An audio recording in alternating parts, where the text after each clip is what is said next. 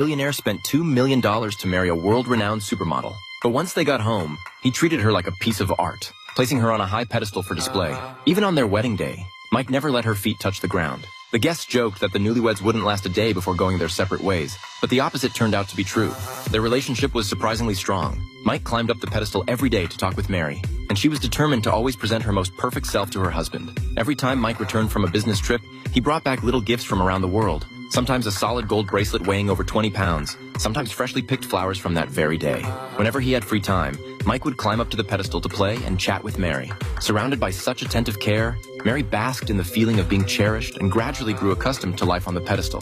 Whether getting her nails done or practicing yoga, Mary's daily routine revolved around that pedestal, so he could see her at any moment. Mike even moved his desk into the room. Whenever he looked up from exhaustion, their eyes would meet in a loving gaze. When their third wedding anniversary arrived, Mary eagerly anticipated what surprise her husband had prepared. But Mike simply blew her a quick kiss and left. Mary felt a wave of disappointment wash over her. A cleaning lady happened to pass by and made a few snide remarks. No present today? A kiss is still a very thoughtful gift. Mary tried to comfort herself, thinking her husband was just busy with work. But as the days went by, Mike barely glanced at her when he came home, heading straight to his desk to bury himself in paperwork. To get his attention, Mary deliberately sang out loud, only to be coldly cut off by Mike, who told her not to disturb his work. Mary was deeply hurt, but fought back her tears, afraid of ruining her makeup.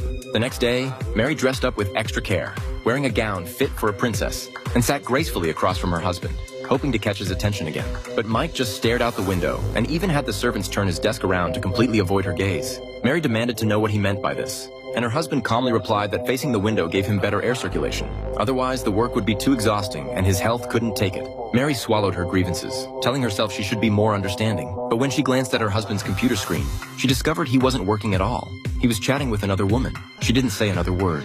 Tears silently streamed down her face, and it no longer mattered that her makeup was completely ruined, because she had long since vanished from her husband's eyes. 3 years slipped by in an instant. Mary still took care to make herself beautiful, hoping to hear a single compliment from her husband.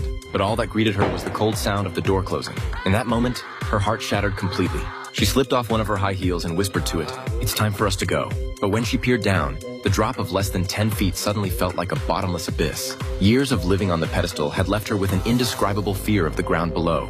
Mary let go of the high heel, and it fell for what seemed like an eternity before finally hitting the floor. But even so, nothing could shake her determination to leave.